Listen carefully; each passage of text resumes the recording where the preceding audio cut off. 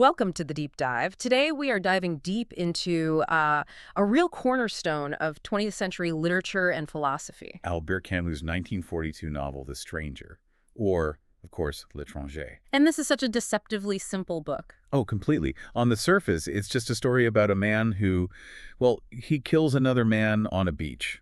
But that's not what it's about at all. No. Fundamentally, it's a huge interrogation of Western society. It asks, do we judge a person on their actual actions, the crime itself, or on their attitude towards life, love, death? So our mission today is to get past that simple plot summary and really unpack the architecture that Camus built here. We want to look at the character of Meursault, whose radical, almost shocking indifference really exposes the absurdity of how society judges people. Exactly. We'll be using the novel itself, of course, but also some fantastic critical notes from Matthew Ward's translation. And these notes really help you see that the language Camus chose is just as important as the events he describes. It really is. And if you stick with us, you should come away understanding why Meursault's quiet refusal to just play the game, his stubborn honesty, is seen by the system as a bigger crime than the murder itself. And it all starts not with the shooting, but with that very first sentence. That's where it all begins. Okay, let's unpack this immediately. Let's start with the style. Our sources suggest that to really understand Meursault, you first have to understand the way Camus wrote him. What's so fascinating here is that Camus intentionally used what was often called the American method when he was writing The Stranger. Especially in the first part, right? Particularly in part one. And it's a very conscious stylistic choice. We're talking short, declarative, really precise sentences. Which creates a character who seems to be, I don't know, chronicling his life without any internal reflection. Yes, almost like a machine observing its own function. That immediately makes me think of authors like Hemingway or Jonas Passos Faulkner. That really crisp, minimalist style. Exactly, those influences. Which feels like a pretty unusual choice for a mid-20th century French philosophical novel. It is. So why did Camus, who was a master stylist, intentionally strip his language down to that level of, well, apparent simplicity? He wanted to create a style that was literary, but at the same time, as he put it, profoundly popular. The goal was almost like an artistic sleight of hand. How so? Well, by describing these incredibly complex emotional situations, the death of a mother, the act of murder, using these simple factual sentences, he makes it all seem deceptively easy to understand. But the result is this paradox. Precisely. The simplicity is only on the surface. What it really does is highlight everything Meursault doesn't say or feel or do. And that tension in the original French must create a huge challenge for translators. A massive one. Yeah. The main critique of earlier translations, especially Stuart Gilbert's, was that they tried to make the text too intelligible. They focus on what Camus meant instead of what he actually said. Exactly. But Matthew Ward, the translator of the text we're really digging into, he aimed for something he called impossible fidelity. Impossible fidelity. I like that. He wanted to capture the tone, the rhythm of the original French. And he resisted that urge to smooth out Meursault's rough edges or, make his thoughts more conventional. And that fidelity is essential. It has to be, because Meursault's whole unconventional way of seeing the world is literally defined by the strange words he uses. Okay, to give us the definitive example of this. The most famous opening line in modern literature. It has to be the opening. Maman died today, or yesterday maybe, I don't know. Maman. Yes. The translator's notes make a huge deal of this. The choice to use the child's word maman instead of the more formal adult mother is absolutely critical. Camus himself knew this, right? He knew it deeply. He wrote in his notebooks that and I'm quoting here, curious feeling the son has for his mother constitutes all his sensibility. I think that one word fundamentally shifts the entire emotional weight. If he had said, my mother died today, you might just assume he's an alienated adult. Right. A bit cold, maybe. But using maman, that grounds the relationship in something intimate, almost childlike, and yet his emotional response, the indifference, the focus on logistics is completely absent. It makes the indifference so much more shocking. It does. It suggests this complete rupture between what should be an intimate connection and the emotional performance that's expected. It creates this cognitive dissonance for the reader right away. He uses a word of intimacy, maman, but follows it up with this sentence of profound detachment. Or yesterday, maybe, I don't know. If you translate it as mother, you just lose that whole layer of peculiar intimacy that really defines their relationship. Which was based on just simple physical coexistence, not Oh, some shared moral understanding. let's look at another example of this, how that literal fidelity captures his unconventional view of reality. Let's move from his mother to his neighbors. A great example is his neighbor, Salamano, and his mangy old dog. In the original French, Meursault just observes, Il était avec son chien. Which translates literally as... He was with his dog. That's it. Previous translations would often insert more conventional phrases like, as usual, he had his dog with him. which restores that conventional hierarchy between a man and his pet. Exactly. But by sticking to the literal translation, he was with his dog, it kind of puts the man and the dog on equal footing, doesn't it? It frames a relationship not as master and pet, but just as two beings existing at the same time. Yes. It strips out the layer of human judgment. And this is so vital for understanding Meursault's later philosophy. He doesn't prioritize things based on their moral or intellectual status. He even says later that Salamano's dog was worth as much as Salamano's wife. He does. And that non-judgmental, non-hierarchical perception is exactly what that tough guy stylistic simplicity is meant to convey. He's a reporter. He doesn't evaluate. So part one establishes this tough exterior, this total focus on the sensory. But the translator's notes point out a really profound stylistic shift once Meursault is imprisoned in part two. What changes in the language once he loses his freedom?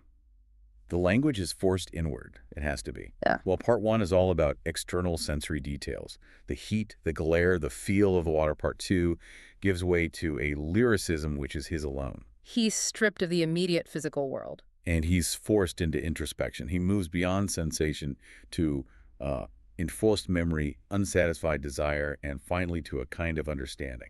And the sentences themselves get more complex. They do. They reflect this painful shift from being, an animal of sensation to a thinking, self-aware individual who is finally confronting the ultimate meaninglessness of it all. Which is the ultimate irony, isn't it? The understanding that he lacked, the thing that led to his condemnation. He only achieves it once he's physically removed from the society that judged him for not having it. He gains internal clarity precisely at the moment the world has decided he possesses none. So now we take this unique voice, this style, and we apply it to the narrative. This documentation of Meursault's indifference in the first half of the book. And it all starts, of course, with the telegram about his mother's death. At the home in Marengo, 80 kilometers from Algiers. And we immediately see the mechanism of his mind at work. His reaction isn't emotional distress. It's logistics. Purely practical. His first thoughts are about asking his boss for 2 days off, borrowing a black tie. And he's worried his boss might be annoyed. Right, because the 2 days off plus the weekend give him a 4-day vacation. He externalizes all of it. He thinks about his boss's potential annoyance. And he even thinks, after all, I didn't have anything to apologize for. He's the one who should have offered his condolences. It's all about the bureaucratic flow of his life. And that functional logic just sets the tone for the entire funeral sequence. Which later becomes the absolute crux of the prosecution's case against him. Everything he describes revolves around physical need and discomfort. The environment is hostile. It's oppressive. The details here are so crucial. He refuses to see Maman's body. He drinks coffee. He smokes cigarettes with the caretaker. And then he just dozes off. And those are the human details that the court is going to latch onto as evidence of his monstrous lack of feeling. But Meursault himself doesn't see why any of this is offensive. Not at all. He wanted to smoke, he was offered coffee, and the caretaker, another human being, was doing the exact same thing. It was just a logical exchange in a physical environment, that humid, closed room that demanded some kind of physical comfort. His physical needs just trump the social ritual of grief. Every time. And we get this incredibly surreal, almost anthropological description of the other attendees at the vigil, the old people who arrive and just stare at him. He observes their physical ailments, like the women's huge stomachs, the men's canes, the way their lips were sucked in by their toothless mouths. It's just clinical observation. He says they floated into the blinding light without a sound. They seem ancient and totally alien to him. And in that moment, he has this flicker of intuition. He does. He says, for a second, I had the ridiculous feeling that they were there to judge me. Which is so profound, because he's right. He correctly identifies the social mechanism at play. He's being measured against their standard of what a grieving son should be. He senses that collective societal gaze that will ultimately define his fate.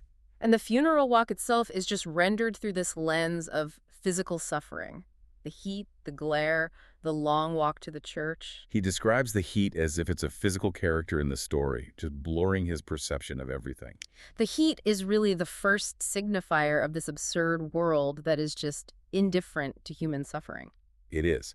He notes the hearse looks like a pencil box. He notes the physical struggle of Thomas Perez, Maman's fiancé, who eventually collapses from the heat. And he concludes that the sun and the exhaustion were so intense that his memory is just reduced to these sensory snapshots. The only thing he feels strongly is joy. Joy when the bus finally gets back to Algiers and he knows he can go to bed and sleep for 12 hours. That immediate visceral relief from physical discomfort is his only true motivation. And that leads directly to the second pillar of the prosecution's case. Saturday's casual and very quick turn towards pleasure, the day immediately after the funeral. The transition is so abrupt, it's complete. He goes swimming, he meets Marie Cardona, and they immediately engage in this physical, sexual pleasure. And Marie, she sees his black tie and asks when his mother died. He just says yesterday.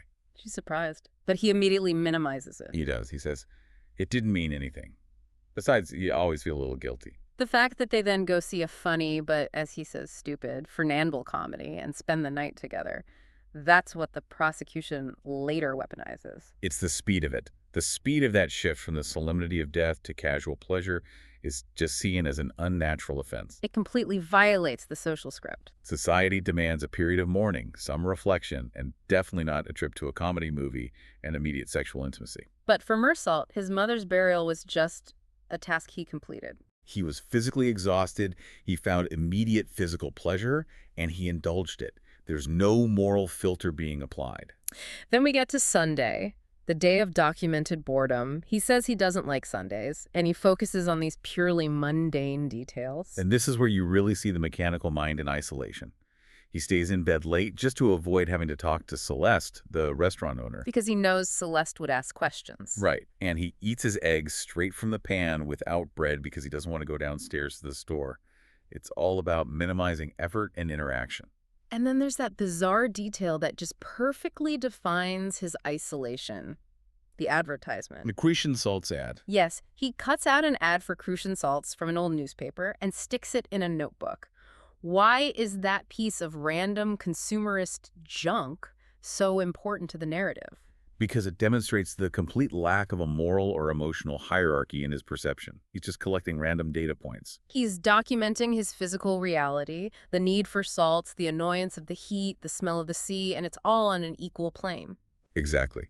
Grieving or planning for the future would require meaning, prioritization. He doesn't have that. He is a pure empiricist, measuring only the tangible world around him. And the conclusion of that Sunday is the ultimate statement of indifference. One more Sunday was over, that Maman was buried now, that I was going back to work, and that really nothing had changed. It's a chilling line, and it perfectly sets the stage for his relationship with Raymond Sintes. Raymond, the warehouse guard, who is rumored to be a pimp. And Raymond seeks him out not because they have any shared values, but because Meursault just listens. He finds Raymond's story interesting. Meursault's attention is a form of passive agreement. It is. So when Raymond needs him to write a letter to lure his Moorish mistress back so he can abuse her, it's a cruel, calculated act of revenge. He wants to spit in her face and throw her out. and Meursault just agrees to write the letter just as it came to me because, he says, I didn't have any reason not to please him. That highlights his radical passivity. He has no moral compass for refusal. It's not motivated by malice, it's motivated by neutrality. If someone asks him to do something that requires minimal effort and doesn't directly inconvenience his physical comfort, he'll do it. He agrees to be Raymond's pal just because the term is offered to him.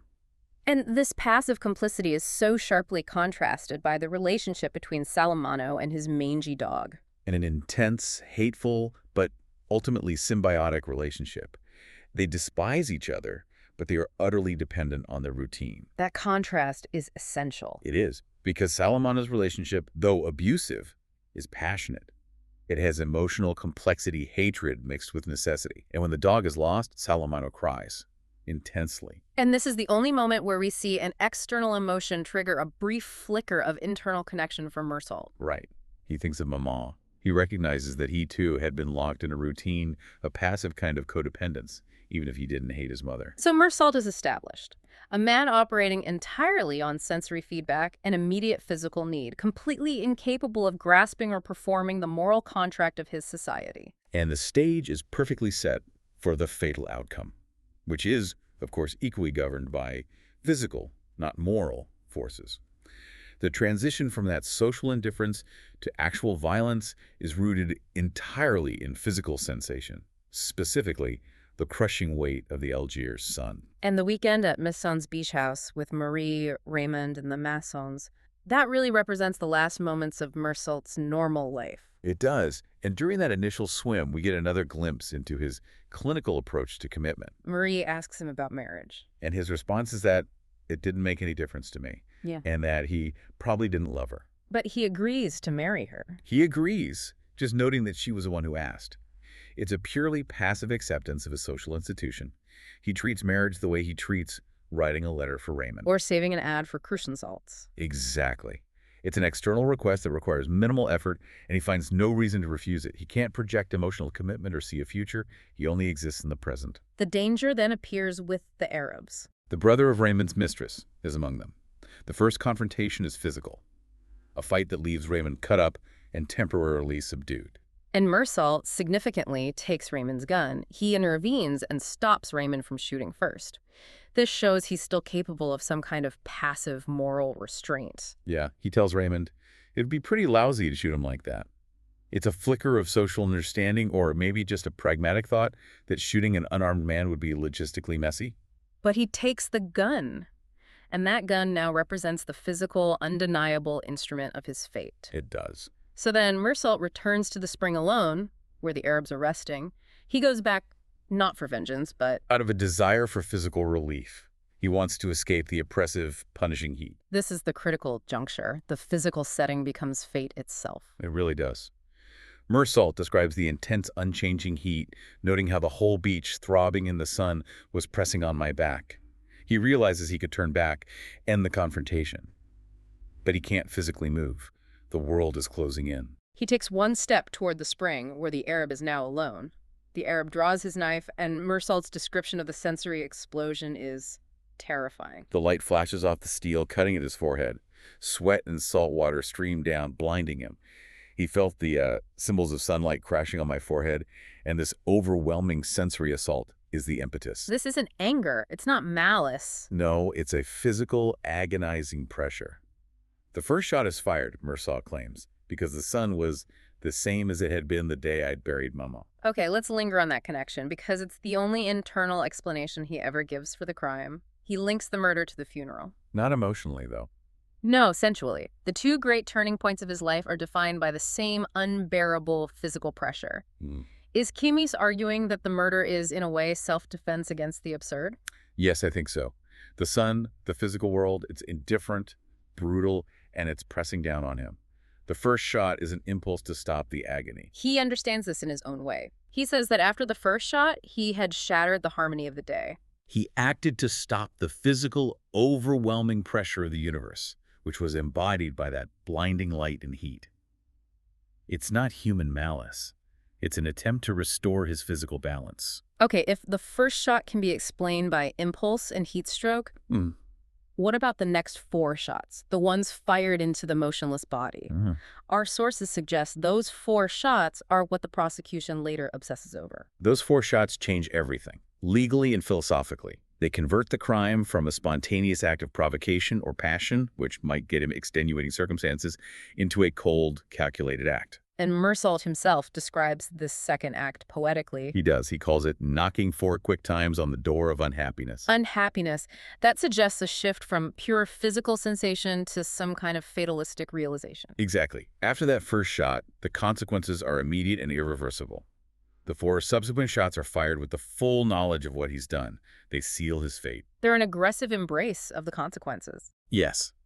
They demonstrate a hardened soul capable of going beyond simple self-defense.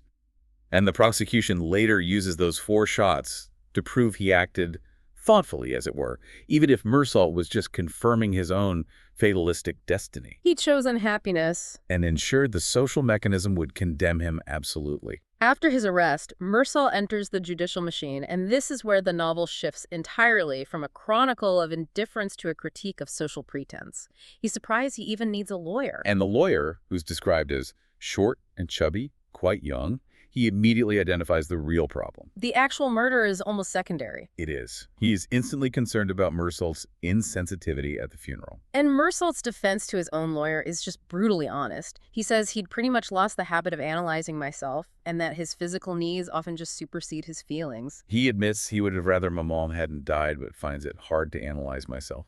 And here's the total failure of the system. The lawyer is horrified by this inconvenient truth. He tells him to lie, to say he restrained his natural feelings out of respect. And Meursault refuses. He just states no because it's not true. He is incapable of performing the required social script, even to save his own life. And that refusal to lie, that radical honesty, is the single most morally authentic thing Meursault does in the entire novel. Yet the lawyer looks at him as if he finds him slightly disgusting. He's being judged for his authenticity, not his crime. The court needs a narrative, a clean explanation that fits their moral framework. They can process murder driven by jealousy or passion or greed. They cannot process murder driven by sunlight and a refusal to lie. That refusal is the first sign that he's a threat to the social order. This theme is just amplified by the examining magistrate, who becomes obsessed with Meursault's soul, not his confession. The magistrate, this tall, fine-featured man, he gets frustrated by Meursault's lack of remorse, so he starts waving a silver crucifix at him, urging him to repent and believe in God. And Meursault's answer is just chillingly pragmatic. Yeah. No, the question is unimportant, and what the magistrate wants doesn't interest him. The magistrate's shock is immense. He says, "I have never seen a soul as hardened as yours." It confirms the court is performing a theological and moral judgment. They're looking for a soul to save, and Meursault confirms he doesn't have one, at least not one that fits their definition. And the magistrate drills down on those 4 shots. Yes. Why did you pause between the first and second shot? This technical question is meant to convert impulse into premeditation. But Meursault, unable to articulate the heat and the sensory explosion, just stays silent. And the system can't accept a non-moral motive. So the magistrate cordially nicknames him Monsieur Antichrist. The trial proper then becomes entirely about character assassination. The prosecution calls witnesses not to establish the facts of the murder, Which are completely uncontested. but to paint Meursault as a social menace, an outsider who violated the core contracts of human decency. We see this so clearly with the testimony from the director and the caretaker of the home. They confirm his calm demeanor, his smoking, the coffee. And the fact that he didn't know his mother's age. And the prosecutor, with this calculated triumph, he isolates the coffee and cigarette detail. He argues that a real son should have refused him at his mother's side. The defense points out that the caretaker smoked and drank coffee with him too. But the prosecutor's response is the real philosophical indictment. He says the jury will note that a stranger can offer coffee, but that beside the body of the one who brought him into the world, a son should have refused it. So the court is judging the appropriateness of the performance, not the crime. He's found guilty of being a stranger to humanity. But the most devastating testimony, I think, comes from Marie. Forcing her to detail the timeline, the swim, the Fernandel comedy, and starting their liaison the day after Maman died. That detail is just used for maximum cold impact. The prosecutor concludes, "Gentlemen of the jury, the day after his mother's death, this man was out swimming." A comedy, for laughs. I have nothing further to say. And Marie is just reduced to sobbing, saying they're making her say the opposite of what she thinks, but the damage is done. She is forced to confirm Meursault's crime against social decency, proving he lacked liqueur à heart. The character witnesses for the defense are almost equally devastating. Not because they're dishonest, but because the court can't process their honesty. Celeste, the restaurant owner, argues Meursault was a man, and the crime was simply bad luck. And he gets cut off immediately. But Meursault has this moment of profound human connection.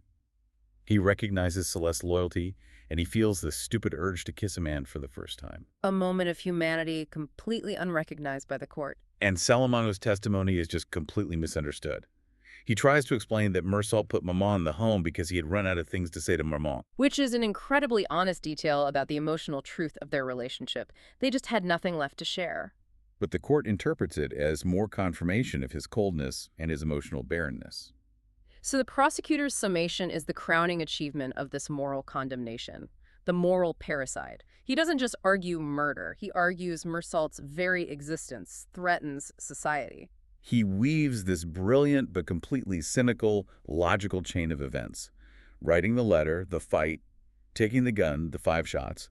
He claims it was all premeditated because Meursault's indifference provided the emotional foundation for the physical act. He calls him a monster, a man lacking a soul. And this is where the social threat becomes explicit. The prosecutor links Meursault's crime to a parricide case scheduled for the very next day, stating Meursault paved the way for the deeds of the other. He argues he's morally guilty of killing his mother. Yes. He says that since Meursault showed no grief for the woman who brought him into the world, he's capable of any crime, and so he must be eliminated to protect the entire social fabric. And he asks for Meursault's head with a heart at ease. It's a judgment designed entirely to maintain social cohesion by punishing the one man who refuses to play the role of the devoted son. Meursault's own lawyer tries to counter this, but his tactic is so strange. He starts using I instead of he when speaking of Meursault's actions. I, too, have peered into this man's soul. And Meursault sees this as an attempt to exclude me even further from the case. His own defender fails to defend him. The system has completely alienated him. So when Meursault finally offers his only direct defense for the murder, that it was because of the son, it's met with laughter. The judicial machine just cannot process a physical external motive for what they insist must be an internal moral crime. The verdict comes swiftly. Guilty of murder, without extenuating circumstances, sentenced to be publicly executed. And the final irony of the trial is Meursault's own observation as he's led away. He hears the sounds of the town, the vendors, the streetcars, and realizes they mapped out a familiar route that could lead as easily to prison as to the sleep of the innocent. His fate is entirely arbitrary. Once he's in prison, awaiting execution, Meursault begins his final, profound transformation. It's a journey from physical sensation to real philosophical clarity. He adapts. He adopts his maman's belief that, after a while, you could get used to anything. He copes with losing his freedom, losing women, losing cigarettes, by just mentally rationalizing it all as a logical part of the punishment. But time itself warps and becomes the main challenge. Time loses its meaning. He starts sleeping 16, 18 hours a day. He develops these mental coping mechanisms, like mentally inventorying everything in his room over and over, digging out memories he'd forgotten. He has that incredible realization. Yes, that a man who had lived only one day could easily live for 100 years in prison. He would have enough memories to keep him from being bored. Which is such an amazing statement on the power of the inner life, but also maybe its ultimate futility. If memories are enough to sustain you, does that mean the external world that condemned you is irrelevant? It confirms his acceptance of the absurd. The external world, with all its social demands, is gone. Only memory is left. And within that vacuum, he stumbles upon the Czechoslovakian story. Right, a fragment of newspaper he reads 1,000 times. Tell us that story because it's a perfect little capsule of Camus's worldview. It's a story about a wealthy traveler who returns home after decades to surprise his mother and sister who run a remote hotel. They don't recognize him. And motivated by greed. They murder him with a hammer and rob him. Only later does the mother find his ID, recognize him as her son, and she hangs herself. The sister throws herself down a well. It's just a horror story of random cosmic cruelty. And what does Meursault make of this? He finds it perfectly natural. Perfectly natural. He concludes the traveler pretty much deserved what he got and that you should never play games. He accepts the randomness and the brutality of it. The story just confirms his own life's path. Playing the game of trying to surprise or connect with others carries these inherent deadly risks. Unexpected consequences are always possible, and they're never justified by some higher meaning. So Meursault then focuses on the two inevitable realities: the dawn, when the execution happens, and his appeal. He struggles with the terrifying leap of hope that arises when he thinks about a pardon. He tries to reason his way out of it. He does. He reasons that since life isn't worth living and death is inevitable anyway, the difference between dying now or in 20 years is irrelevant. Yeah. He forces himself to stifle hope because hope requires a belief and a meaning that just doesn't exist. To hope is to deny the absurd. This brings him to that chilling reflection on the guillotine. He always pictured this complex medieval machine. But he realizes It's simple, it's precise, and it's set up on the ground. And that simplicity is terrifying. Because it forces the condemned man into what he calls moral collaboration. He realizes it is in his own interest that the machine works perfectly the first time. The man must cooperate with the mechanism designed to end his existence. It destroys any possibility of a grand, heroic struggle. It reduces death to a mechanical administrative procedure. And this resignation, this forced clarity, it sets the stage for the final confrontation with the chaplain. Who comes, uninvited, for the third time, insisting that Meursault find solace in God. The chaplain, who is gentle and sincere, tries to break Meursault's indifference by insisting that every man I have known has turned to him. And Meursault just insists he doesn't believe and that the topic is unimportant. The chaplain calls this extreme despair. He does. And when the chaplain insists he must hope, Meursault asks the definitive existential question. Have you no hope at all?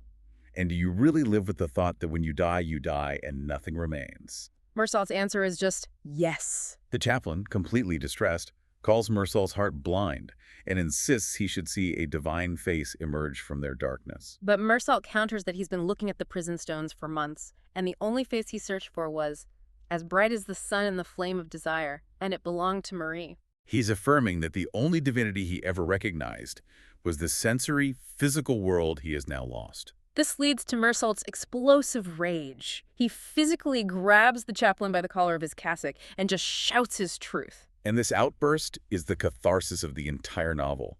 He shouts that none of the chaplain's certainties was worth one hair of a woman's head. Meursault insists he is sure of my life and sure of the death I had waiting for me. This is his core philosophical revelation. Life is finite. It's meaningless in the cosmic sense. But that very finitude gives his own experience, his own truth, absolute certainty. This is the moment his indifference stops being passive and becomes an active, defiant choice. He shouts that he had been right, I was still right, I was always right. How does this tie back explicitly to Camus's philosophy of the absurd? Well, Camus, especially in the myth of Sisyphus, argues that once we recognize that fundamental conflict between our human desire for meaning and the cold, silent indifference of the universe, there are only three ways to cope: a philosophical leap, like faith in God, or revolt. And Meursault chooses revolt, not through political action, but through conscious awareness. By shouting that he was always right, he embraces the meaninglessness of his life and choices. He realizes that his own indifference was just an authentic reflection of the universe's indifference. Exactly. He levels the playing field of morality. Salamano's dog was worth as much as his wife. The execution is just as arbitrary as the kindness he showed to Celeste. He realizes that for the first time, he's opened himself to the gentle indifference of the world. And finding the world so much like himself, so like a brother, really, he feels this burst of intense, liberating emotion. He was happy, and that I was happy again. He achieves happiness only through the complete acceptance of the absurd, cruel logic of his own condemnation. Which leads to his final, very provocative wish. For a large crowd of spectators the day of my execution, and that they greet me with cries of hate. He doesn't want pity or understanding. He wants the final, authentic hostility of the social world to confirm his absolute truth, that he is an outsider, defined by his difference, and finally reconciled with the world's indifference. #outrogout.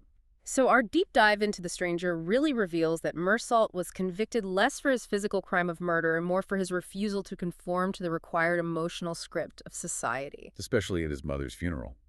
The judicial process judged him a monster because he lacked the vocabulary, the performance, and the hope that defines conventional human existence.